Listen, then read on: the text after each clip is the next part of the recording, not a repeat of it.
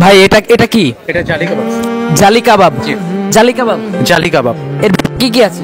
এর ভিতর মাদুন কিমা, পেঁয়াজু এবং থাকে মশলা। আচ্ছা ঠিক আছে, এটা জালি কাবাব, এটা খাবো, দেখি কেমন।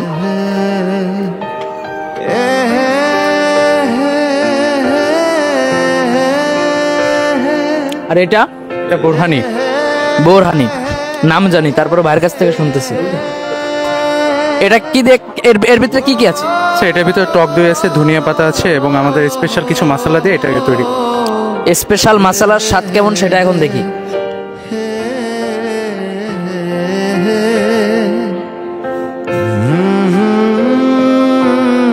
একটু বেশি খেয়ে ফেলাইছি কারণ স্বাদটা বেশি ছিল। এটা বাদাম শরবত তাই তো? এটা আমাদের স্পেশাল শরবত স্যার, এটা আমাদের কাচ্চি দেয় না, এটা অন্যরকম একটা স্পেশাল যেটা শরবত, এটা আমাদের বাদাম। কাচ্চি ডাইনের স্পেশাল একটা শরবত ভাই বলছে, বাদাম শরবত। যার মানে মানে আপনারা কাচ্চি ডাইনে খাবার খেতে মানে খাবার খেতে এসে খাবার খাইতে ভুলে গেলেও এটা খাইতে বলবেন না।